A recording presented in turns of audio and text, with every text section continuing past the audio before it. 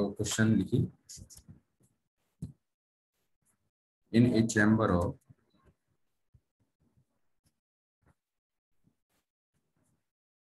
Uniform magnetic field और 8 Gauss, और 1 Gauss में 10⁻⁻⁴ टेस्ला होता है, is maintain.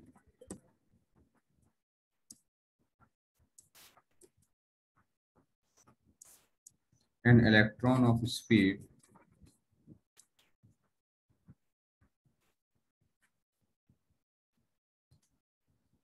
4 × 10⁻⁶ meter per second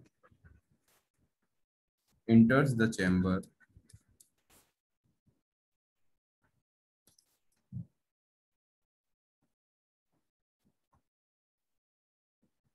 in a direction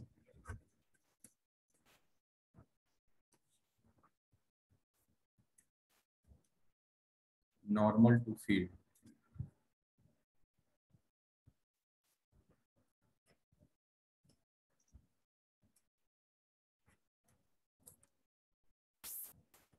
Find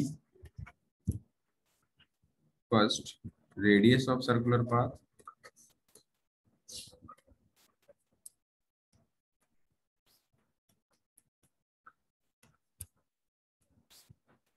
and second frequency of revolution.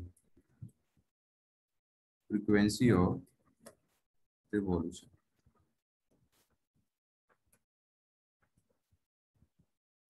पहले आप ट्राई कीजिए।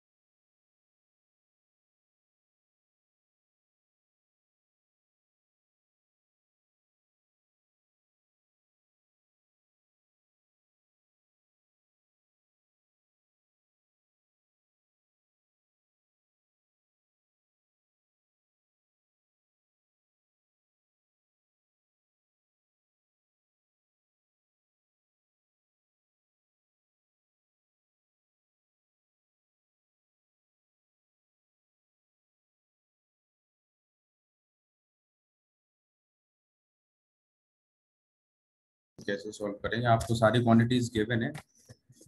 यहाँ पर आपको मैग्नेटिक फील्ड गिवन है। Magnetic field is given 8 Gauss, और इसे हम क्या लिख सकते हैं? 8 × 10⁻⁻⁴ tesla. Speed is given 4 × 10⁻⁶ metre per second. अब बेटा यहाँ इलेक्ट्रॉन की बात कर रहे हैं, तो इलेक्ट्रॉन का मास भी हम लोगों को पता होता है बेटा। इलेक्ट्रॉन का मास क्या होता है? 9.1 × 10⁻⁻31 kg। सबसे पहले रेडियस निकालनी है, तो रेडियस के लिए फॉर्मूला क्या है? R = mv/qv। मास पता है 9.1 × 10⁻⁻31। वेलोसिटी पता है बेटा 4 × 10⁻⁶। Charge is 1.6 × 10⁻⁻19 and magnetic field is 8 × 10⁻⁴। इसे सॉल्व करेंगे तो आपको रेडियस ऑफ सर्कुलर पाथ मिल जाएगी। रेडियस आएगी अप्रोक्सीमेटली 2.8 सेंटीमीटर। सेकंड हमें क्या निकालना है? फ्रीक्वेंसी। बेटा frequency is equal to time period.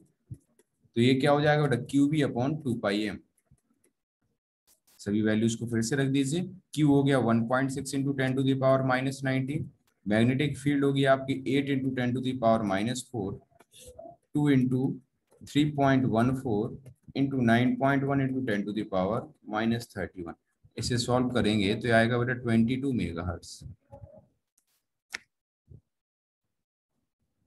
तो कॉन्सेप्ट आपका वही है, किसी भी यदि चार्ज पार्टिकल को हम मैग्नेटिक फील्ड में भेजते हैं तो बार बार वही चीजें बार पूछी जा रही हैं, कभी रेडियस कभी फ्रीक्वेंसी।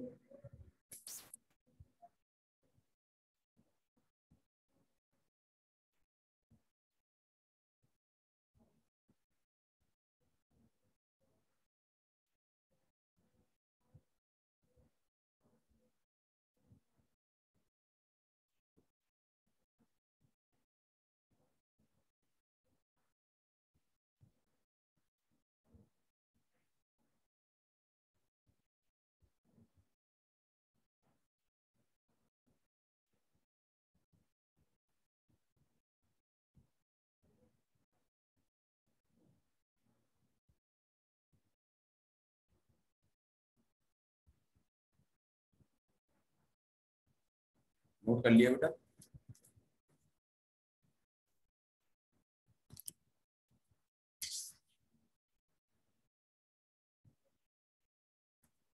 Yes sir.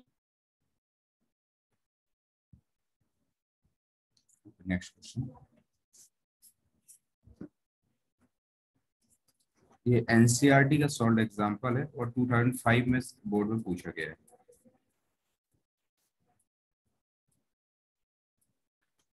क्वेश्चन है, इस cyclotron of oscillator frequency.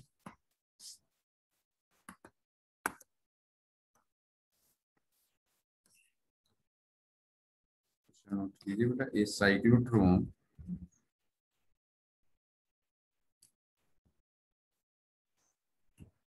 Of oscillator frequency 10 megahertz,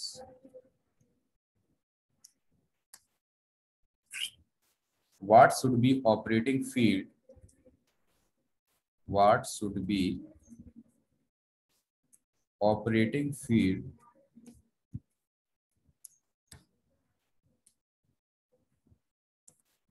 for accelerating protons, for accelerating protons if radius of its disk is, if radius of its disk is 60 centimeter, what is kinetic energy of beam produced by accelerator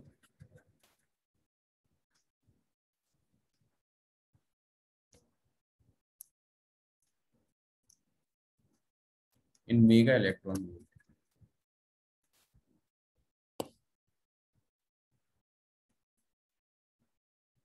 पहले आप question read करो, क्या क्या given है आपको। Frequency given है 10 megahertz और ये हो जाएगा बेटा 10 to the power 7 hertz. What should be operating field, तो आपसे मैग्नेटिक फील्ड की बात की गई तो मैग्नेटिक फील्ड निकाल ली। Radius of the dees is given, radius कितनी गिवन है 60 सेंटीमीटर। देन काइनेटिक एनर्जी निकालनी है। काइनेटिक एनर्जी के लिए हमें क्या चाहिए, वेलोसिटी की जरूरत है। फ्रीक्वेंसी की हेल्प से पहले आप मैग्नेटिक फील्ड निकालो।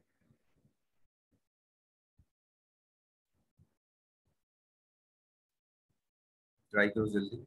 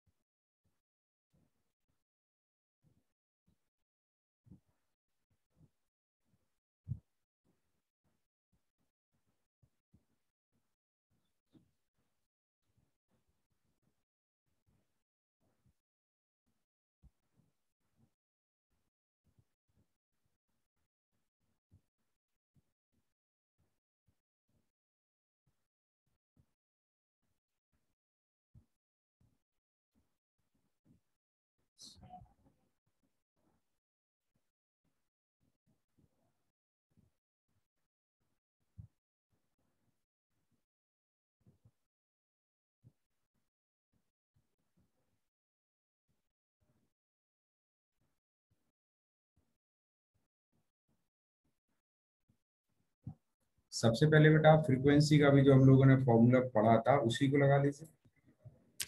फ्रीक्वेंसी का फॉर्मूला क्या हो जाता है, QB/2πm। इससे मैग्नेटिक फील्ड की वैल्यू क्या आ जाएगी, 2πmF/Q। वैल्यूज रख दीजिए बेटा।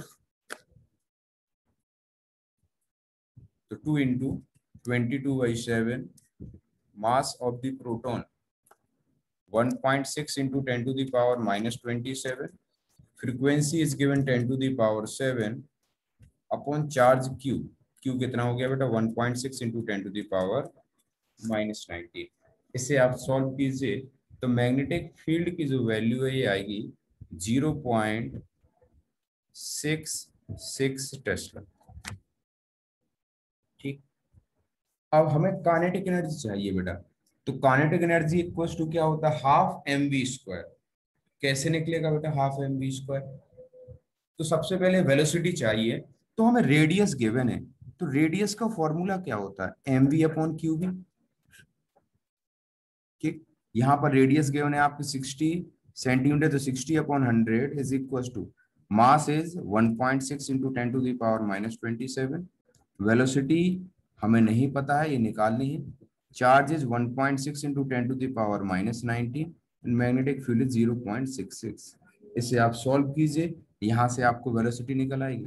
वेलोसिटी निकलने के बाद काइनेटिक एनर्जी का फॉर्मूला लगा दीजिए, हाफ mv²। सॉल्व कर लीजिए, इसका आंसर आएगा बेटा 7.5 mega electron volt.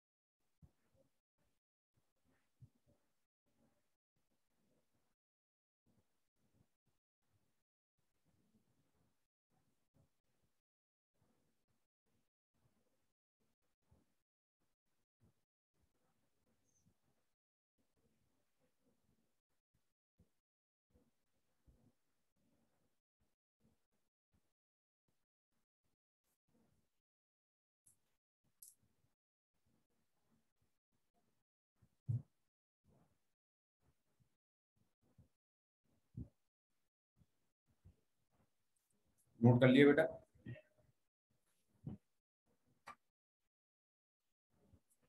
Yes, sir. अब एक लास्ट क्वेश्चन और इसी पर बेस्ड। इस साइक्लोट्रॉन्स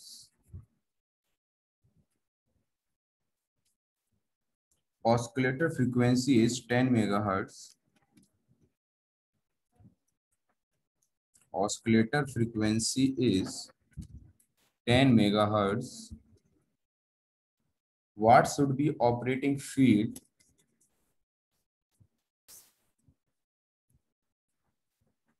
what should be operating field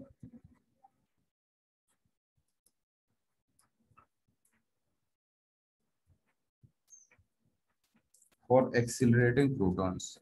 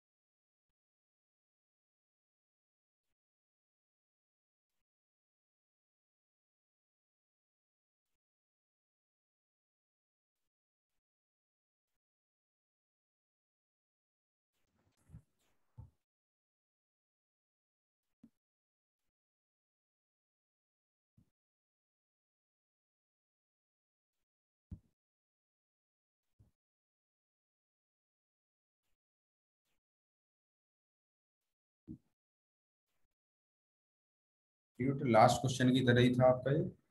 frequency का फॉर्मूला लगाना, F is equal to Q B upon 2 pi है, और बी की वैल्यू सॉल्व कर दीजिए। यहाँ से बी की वैल्यू आएगी 0.628 टेस्ला। बाकी सब आपको given he.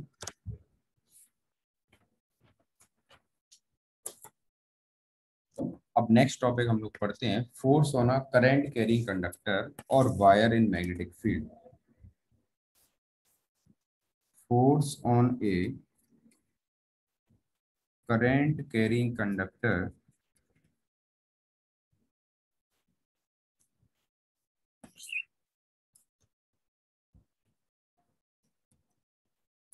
or wire in magnetic field।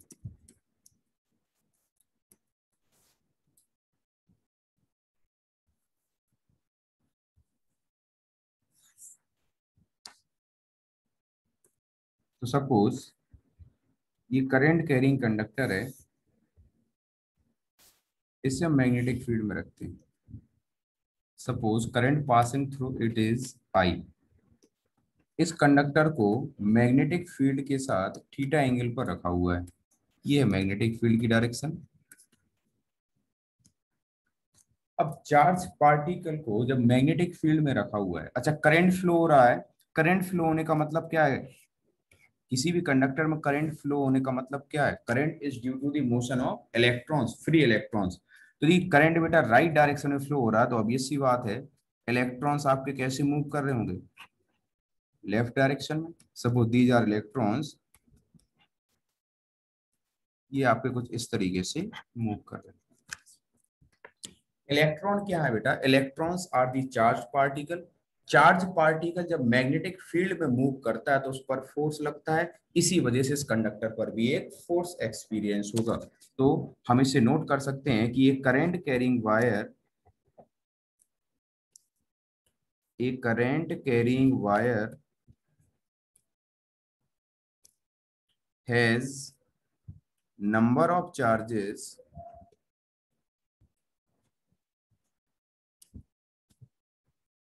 moving inside it। So when a current carrying charge, या conductor sorry, when a current carrying conductor is placed in magnetic field,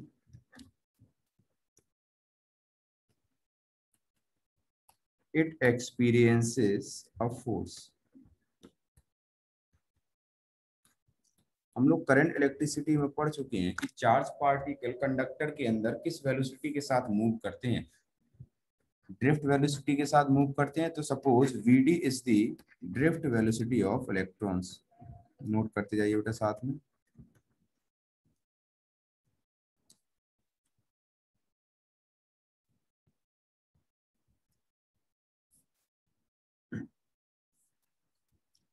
charge particle यदि v velocity के साथ b magnetic field में move करता है तो उस पर फोर्स क्या लगता है? q v cross b।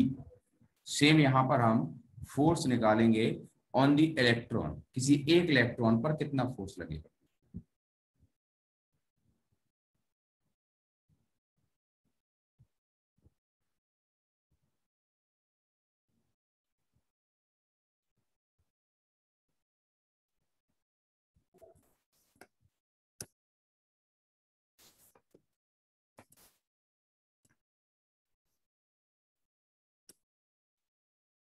जब हम उस पर फोर्स निकालें तो फोर्स ऑन ईच इलेक्ट्रॉन,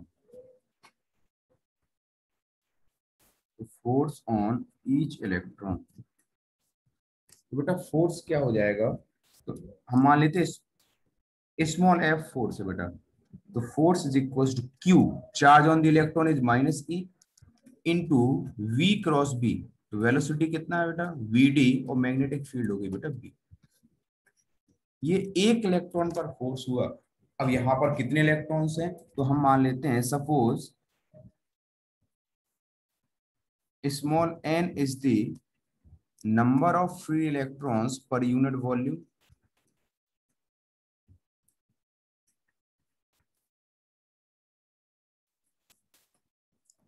तो total number of free electrons कितने हो जाएंगे? तो total number of free electrons capital N मान लेते हैं, तो एन इंटू वॉल्यूम, वॉल्यूम क्या होता है बेटा? Area into length. तो ये टोटल नंबर ऑफ इलेक्ट्रॉन्स हैं। ये है बेटा force due to each electron, ये टोटल नंबर ऑफ इलेक्ट्रॉन्स हैं। तो टोटल फोर्स क्या हो जाएगा? Total force is equal to, इसे कैपिटल एफ मान लेते हैं, तो total force F is equal to N into force on each electron. ये हो जाएगा बेटा N A L E into V D cross. This is second equation. अब आप लोगों को याद हो कि हम लोगों ने relation between current and drift velocity पढ़ा था। क्या था? तो सिंस वी नो दैट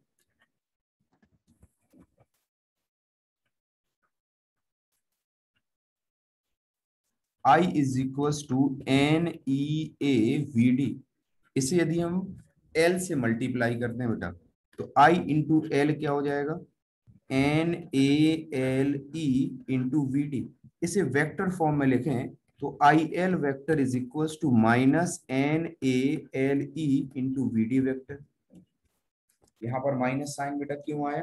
क्योंकि करंट और ड्रिफ्ट वेलोसिटी है वो आपके एक दूसरे के अपोजिट होती है।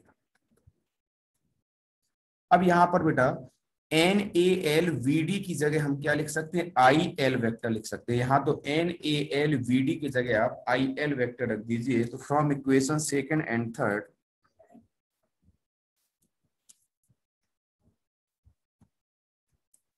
देखो फोर्स की वैल्यू क्या आ गई? आई एल क्रॉस बी या फिर I L B sine theta. तो किसी चार्ज पार्ट, किसी कंडक्टर को जिसकी लेंथ एल है, उसे मैग्नेटिक फील्ड में रखते हैं तो उस पर फोर्स क्या लगता है बेटा? आई एल क्रॉस बी और I L B sine theta. Direction कैसे निकालेंगे? क्रॉस प्रोडक्ट से। फिर से वही आसान है। सबसे पहले हम फिंगर्स को करेंगे in the direction of current, then curl कर देंगे in the direction of magnetic field. Note कर लीजिए यहाँ पर।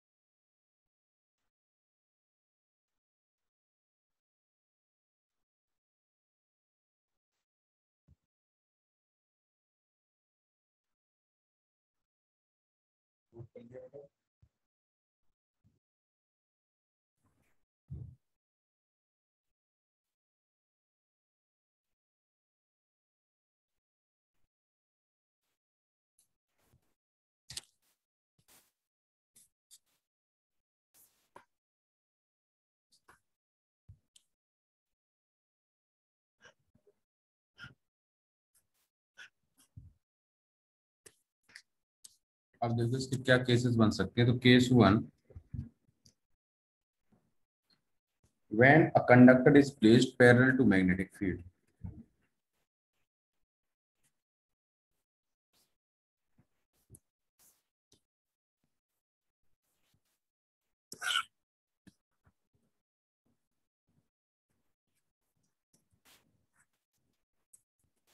इस केस में मैग्नेटिक फील्ड सॉरी थीटा की वैल्यू क्या होगी बेटा, 0 या फिर 180 डिग्री। दोनों ही केस में बेटा साइन 0 भी 0 होता है, साइन 180 भी 0 होता है, तो फोर्स की वैल्यू क्या होगी बेटा, 0। सेकेंड, जब थीटा की वैल्यू 90 डिग्री हो,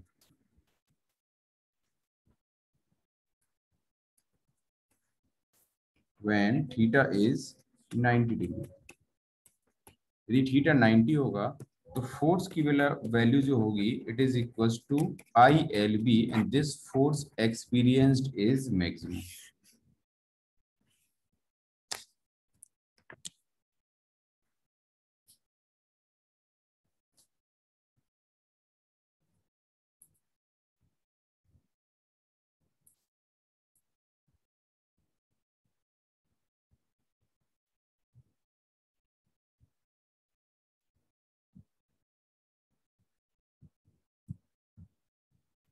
नोट कर लीजिए, बाकी हम लोग अब नेक्स्ट क्लास में डिस्कस करेंगे।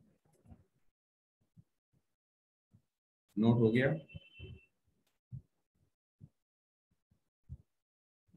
Yes sir. Yes, sir.